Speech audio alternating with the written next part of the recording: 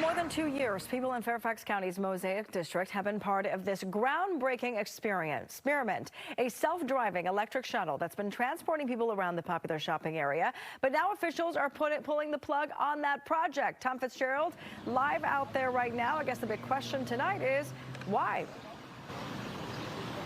Yeah, well, they've decided that they've accumulated all the data they need on these self-driving public transit shuttles. Two big questions they have. Would they be safe, and would people use them? Apparently, the answer to both questions is yes, so they've decided to wrap this up in the coming days. Now, take a look at this thing.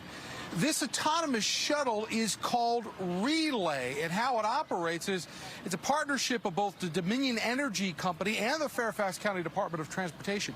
The engineers actually program the autonomous shuttle's 4-stop route, and then Relay's onboard computers actually drive the vehicle. It looks out for obstacles, it looks out for pedestrians, it starts, it stops, it lets people on and off.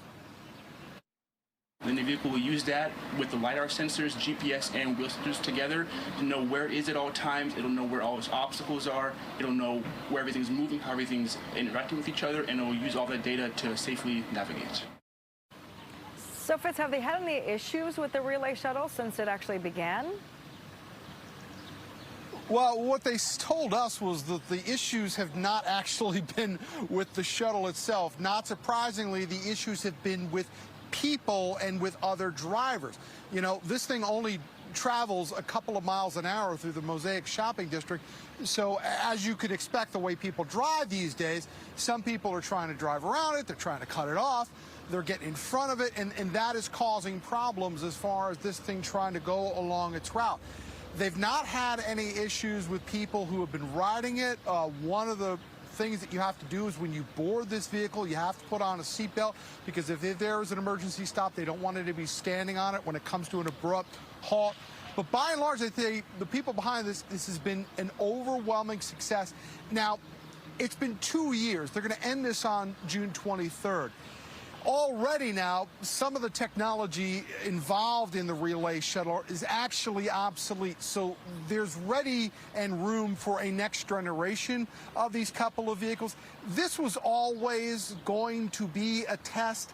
This test is concluded, but the hope is what they've learned over the last 2 years are really going to help them develop the next generation of autonomous public transit.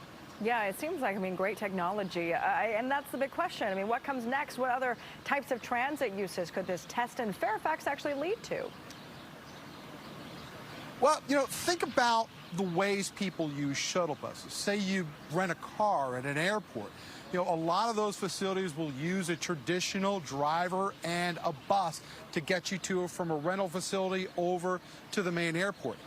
That kind of tasks theoretically could be handled by an autonomous shuttle. Likewise, even getting people to the hospital. Think about it. What if you were to call 911 and you need transport to an emergency room, and if they can't get you an ambulance, they could send you an autonomous vehicle? We almost had an accident right in front of us over here.